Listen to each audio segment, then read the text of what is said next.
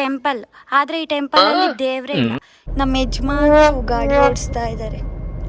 ಸ್ವಲ್ಪ ಭಯ ಅನಿಸ್ತಾ ಇದೆ. ಮರ ಅಡ್ಡ ಬಂತು. ಇಲ್ಲೇ ಇದೆ ಸೀತೆ ಸೆರಗು ನೋಡಿ. ನಾನಂತೂ ಸಣ್ಣೋಳಿದ್ದಾಗಿದ್ದ ನೋಡ್ತಾನೆ ಇದ್ದೀನಿ. ಈ ಮರ ಇದೆ ಅಂದ್ರೆ ಮಾತಲ್ಲಿ ಹೇಳೋಕೆ ಆಗಲ್ಲ, ಅಷ್ಟು ಚೆನ್ನಾಗಿದೆ. Hi everyone, welcome back to our YouTube channel Galaxy Log. ಇವತ್ತು ನಾವು ಎಲ್ಲಿಗೆ ಬಂದಿದ್ದೀವಿ ಅಂತ ಅಂದರೆ ಹಂಪಿಗೆ ಬಂದಿದ್ದೀವಿ. ಹಂಪಿಯಲ್ಲಿ ಆ್ಯಕ್ಚುಲಿ ನಾನು ಇಲ್ಲೇ ಓದಿದ್ದು, ಬಟ್ ನಾನು ಹಂಪಿನ ಒಂದ್ಸರಿ ವಿಸಿಟ್ ಮಾಡಬೇಕು ಅಂತೇಳಿ ಬಂದಿದ್ದೀವಿ. ನಾವು ಹಂಪಿಲಿ ಏನೇನು ನೋಡ್ತೀವಿ ಅಂತ ಬನ್ನಿ ನೀವು ನಮ್ಮ ಜೊತೆ ಎಲ್ಲ ನೋಡಿ, ಆಯಿತಾ?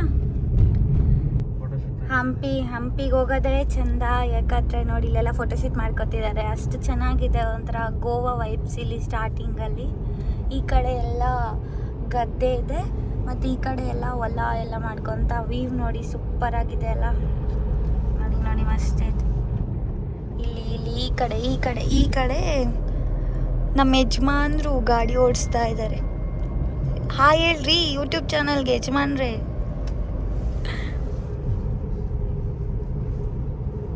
ಇದೆ ಹಂಪಿ.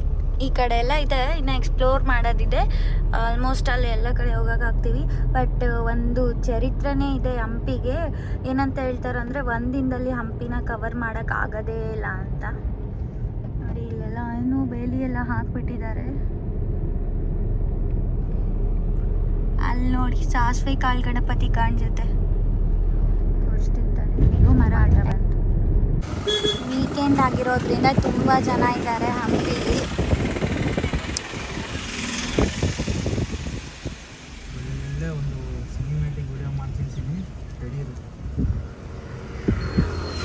ಹಂಪಿ ಬಸ್ ಸ್ಟಾಪ್ ಹತ್ರ ಎಲ್ಲ ಈ ಥರ ಐಟಮ್ಸ್ ಇಟ್ಟಿರ್ತಾರೆ. ನಾನು ಸ್ಪೆಕ್ಸ್ ಟ್ರೈ ಮಾಡಿದೆ, ಹೆಂಗೆ ಕಾಣುತ್ತೆ ಅಂತ ಕಮೆಂಟ್ ಮಾಡಿ. ಹಾಯ್ ಗೈಸ್, ಆ್ಯಕ್ಚುಲಿ ನಾವು ಹಂಪಿಗೆ ಬಂದು ವಿರೂಪಾಕ್ಷ ಟೆಂಪಲ್ಗೆ ಯಾಕೆ ಹೋಗಿಲ್ಲ ಅಂತ ಆಮೇಲೆ ಹೇಳ್ತೀನಿ.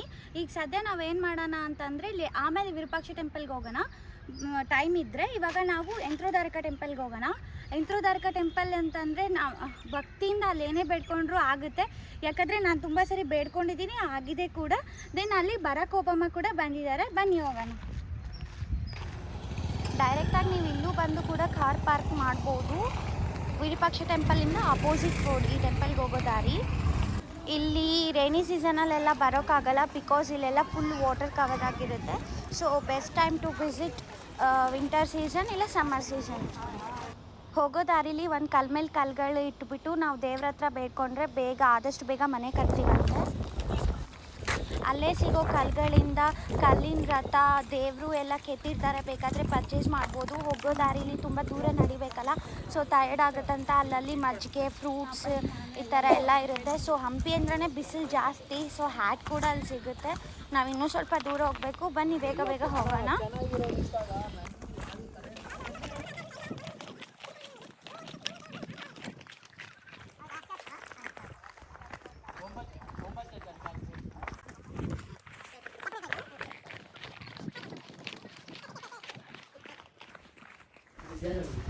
ಇಳಿಯೋಣ ಅಂತ ಹೋದೆ, ಬಟ್ ಅಲ್ಲಿ ಕೂತಿರೋರು ಹೇಳಿದ್ರು ಕಲ್ ಜಾರುತ್ತೆ ಅಂತ. ಸೊ ಬೇಡ, ರಿಸ್ಕ್ ಬೇಡ ಅಂತ ಬಂದೆ. ನೋಡಿ ಇಲ್ಲಿ ಆಲ್ರೆಡಿ ಗುಹೆ ಥರ ಇದೆ, ಇದ್ರೊಳಗಡೆಯಿಂದ ಬರಬೇಕು.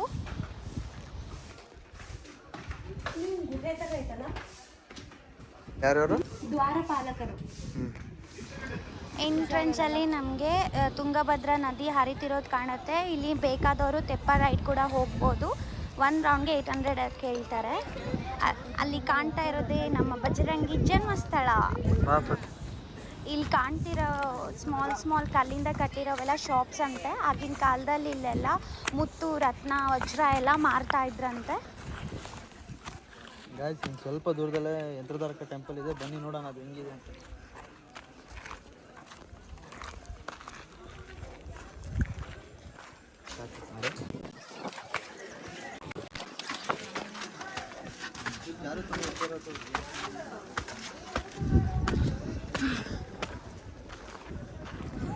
ಇದೆ ಎಂತ್ರೋದ್ವಾರಕ ಆಂಜನೇಯ ಸ್ವಾಮಿ ಟೆಂಪಲ್. ಎಂಟ್ರೆನ್ಸಲ್ಲಿ ತುಳಸಿ ಇದೆ. ಅಜ್ಜು ನೋಡಿ ಇಲ್ಲೆಲ್ಲ ಪ್ಯಾಂಟ್ ಎಲ್ಲ ಮಾಡಿಸ್ಕೊತಾ ಇದ್ದಾನೆ. ಹೊರಗೆ ಹೋಗೋ ಹತ್ರ ಹೋಗಬೇಡಿ ಅಜ್ಜು ಅವರೇ, ಈ ಕಡೆ ಹೋಗಿ ಪತಿದೇವರೇ.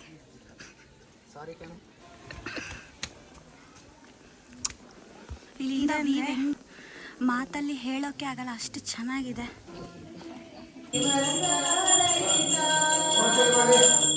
ಗೈಸ್, ನಾವು ಈಗ ನೋಡಿದ್ದು ಯಂತ್ರಧಾರಕ ಟೆಂಪಲ್ಲು. ಇದ್ರ ಆಪೋಸಿಟ್ಟೇ ನಮಗೆ ಅಂಜನಾದ್ರಿ ಕಾಣಿಸುತ್ತೆ. ನೀವು ನೋಡ್ಬೋದು, ಸ್ವಲ್ಪ ಝೂಮ್ ಆಗಿ ತೋರಿಸಿ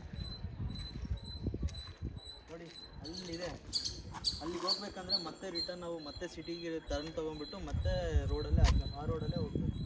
ಧಾರಕದಿಂದ ಎಕ್ಸಾಕ್ಟ್ಲಿ ಅಪೋಸಿಟ್ ಒಂದು ಹೋಟೆಲ್ ಸಿಗುತ್ತೆ. ಇಲ್ಲಿ ಎಷ್ಟು ಚೆನ್ನಾಗಿರುತ್ತೆ ಫುಡ್ ಅಂದರೆ ಅಷ್ಟು ಚೆನ್ನಾಗಿರುತ್ತೆ. ಇಲ್ಲಿ ಟ್ರೈ ಮಾಡಿ ನೀವು ಕೂಡ ಈ ಥರ ಯಂತ್ರಧಾರಕ ಟೆಂಪಲ್ಗೆ ಬಂದರೆ.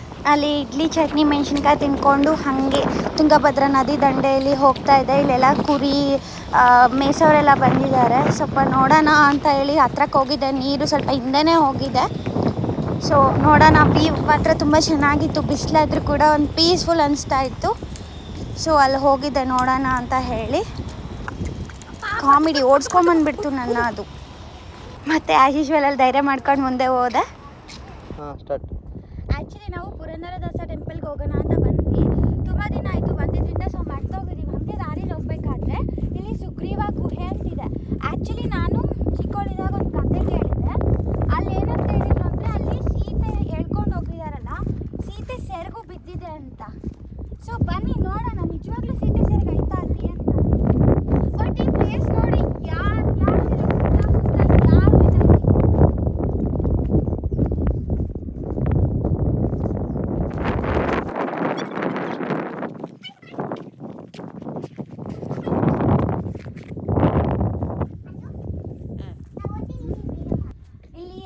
ಬೋರ್ಡ್ ಮೇಲೆ ಬರ್ದಿದ್ದಾರೆ. ನಾನು ಚಿಕ್ಕವಳಿದ್ದಾಗ ಏನು ಕತೆ ಕೇಳಿದ್ನೋ ಅದ್ರ ಬಗ್ಗೆ ಬರ್ದಿದ್ದಾರೋ ಇಲ್ಲೋ ನೋಡೋಣ.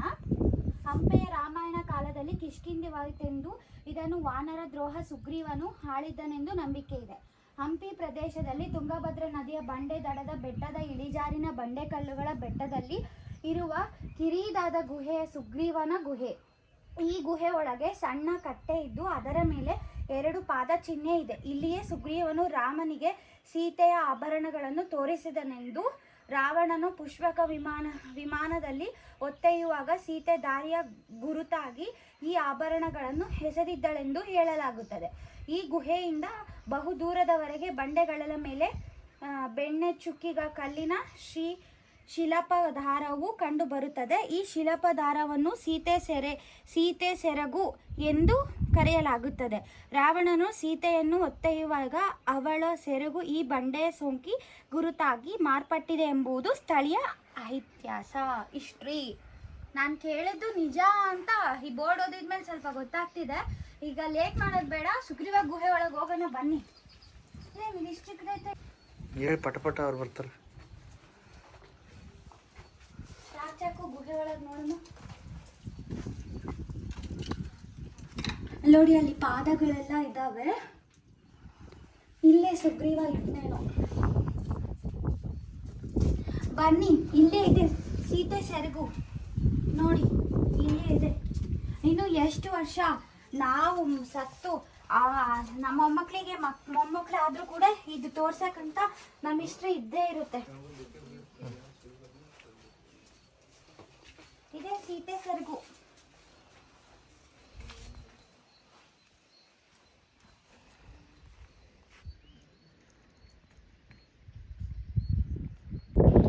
ಇಲ್ಲಿ ಬರ್ದಿದ್ದಾರೆ ಕೂಡ ಸುಗ್ರೀವ ಗುಹೆ ಅಂತ ಹೇಳಿ. ಇಲ್ಲಿ ಇದು ವಿಷ್ಟ್ರಿ ಅಂತೆ ನೋಡಿ, ಬಿಯರ್ಡಾಗಿದೆ, ನೋಡೋಕ್ಕೆ ಭಯಾನಕ ಇದೆ. ಆ್ಯಕ್ಚುಲಿ ಕಡ್ದಿದ್ದಾರೆ, ಬಟ್ ನನಗಂತೂ ಸ್ವಲ್ಪ ಭಯ ಅನಿಸ್ತಾ ಇದೆ. ಅಪ್ಪ ಗೊತ್ತಿಲ್ಲ ನಿನ್ಗೇನಾಗ್ತೈತೆ ಅಜ್ಜು? ಹಂಗೆ ಒಂಥರ ಹಾರರ್ ಥರ ಅನಿಸುತ್ತೆ. ಸರಿ, ಇಲ್ಲಿ ವಿಷ್ಟ್ರಿದು ಬರ್ದಿದ್ದಾರೆ, ನಾನು ಓದ್ತೀನಿ. ಭಾರತದ ಹಲವಾರು ಸಂಸ್ಕೃತಿಗಳ, ಪುರಾಣಗಳ ಮತ್ತು ನಂಬಿಕೆಗಳ ನೆಲೆಯಾಗಿದ್ದು, ಅಂತಹ ನೆಲೆಗಳಲ್ಲಿ ಹಂಪಿಯೂ ಒಂದಾಗಿದ್ದು ಪ್ರಾಮುಖ್ಯತೆಯನ್ನು ಪಡೆದುಕೊಂಡಿದೆ. ತುಂಗಭದ್ರಾ ನದಿ ದಂಡೆಯಲ್ಲಿರುವ ಸೀತಾ ಸೆರಗುವಿನ ಸಮೀಪದಲ್ಲಿರುವ ಬೃಹತ್ ಆಲದ ಮರವನ್ನು ಜನರು ಪವಿತ್ರ ಮತ್ತು ಆಧ್ಯಾತ್ಮಿಕವೆಂದು ಭಾವಿಸುತ್ತಾರೆ ಹಾಗೂ ಅದನ್ನು ಇಚ್ಛಾ ವೃಕ್ಷ ಎಂದು ಕರೆಯುತ್ತಾರೆ. ತಮ್ಮ ಇಚ್ಛೆ ಈಡೇರಿಕೆಗಾಗಿ ಕಲ್ಲನ್ನು ಬಟ್ಟೆಯಲ್ಲಿ ಸುತ್ತಿ ಆ ಮರಕ್ಕೆ ಕಟ್ಟುತ್ತಾರೆ. ಮನೆ ಕಟ್ಟುವ ಇಷ್ಟಾರ್ಥ ಸಿದ್ಧಿಗಾಗಿ ಒಂದು ಕಲ್ಲಿನ ಮೇಲೆ ಇನ್ನೊಂದು ಕಲ್ಲನ್ನು ಇಟ್ಟು ಕಲ್ಲಿನ ಗೋಪುರ ನಿರ್ಮಿಸುತ್ತಾರೆ. ಮಣ್ಣಿನ ದಿಬ್ಬ ಮಾಡಿ ಸಸಿ ಬೆಳೆ ಚೆನ್ನಾಗಿ ಬರಲಿ ಎಂದು ಕೋರುತ್ತಾರೆ. ಇಚ್ಛೆ ಈಡೇರಿದಾಗ ಕಟ್ಟನ್ನು ಬಿಚ್ಚಿ ಕಲ್ಲನ್ನು ಮರದ ಬಳಿ ಇಡಲಾಗುತ್ತದೆ. ಇಂತಹ ಆಚರಣೆ ಭಾರತದ ವಿವಿಧ ಕಡೆಗಳಲ್ಲಿ ಕಂಡುಬರುತ್ತದೆ. ಪ್ರಸ್ತುತ ಈ ಮರದ ಕೊಂಬೆಗಳಿಗೆ ಪ್ಲಾಸ್ಟಿಕ್ ಅನ್ನು ಕಲ್ಲನ್ನು ಕಟ್ಟಿ ಅಂದಗೆಡಿಸಲಾಗುತ್ತಿದೆ. ನಮ್ಮ ಸಾಂಪ್ರದಾಯಿಕ ನಂಬಿಕೆ ಆಚರಣೆಗಳು ಈ ಹಿಂದೆ ಪರಿಸರದ ಮೇಲೆ ಯಾವುದೇ ದುಷ್ಪರಿಣಾಮ ಬೀರುತ್ತಿರಲಿಲ್ಲ. ಹಾಗೆಯೇ ಇನ್ನು ಮುಂದೆಯೂ ಯಾವುದೇ ದುಷ್ಪರಿಣಾಮವಾಗದಂತೆ ಈ ವೃಕ್ಷ ಪವಿತ್ರ ಉಳಿಸಲು ಪ್ಲಾಸ್ಟಿಕ್ ಬದಲು ಹತ್ತಿಯ ಬಟ್ಟೆ ಬಳಸುವುದು ಸೂಕ್ತವಿರುತ್ತದೆ.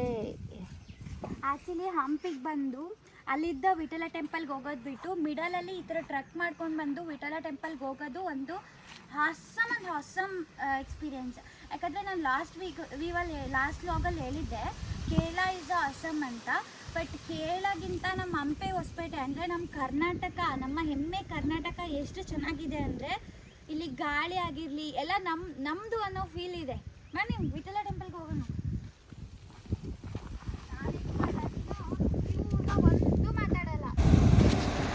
ನೆಕ್ಸ್ಟು ಇಲ್ಲಿ ಪುರಂದರದಾಸ ಟೆಂಪಲ್ ಬ್ಯಾಕ್ ವಾಟರ್ ಹತ್ರ ಬಂದಿದ್ದೀವಿ.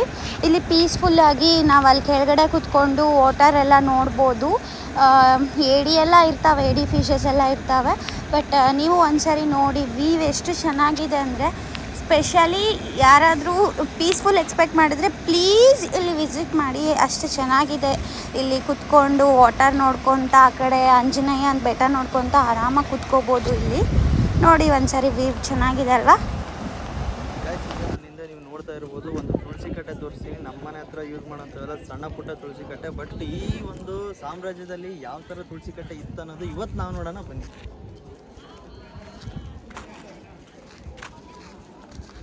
ನೋಡಿ ಸೀದಾ ನಿನ್ನ ನೈಟ್ ಆಯ್ತದ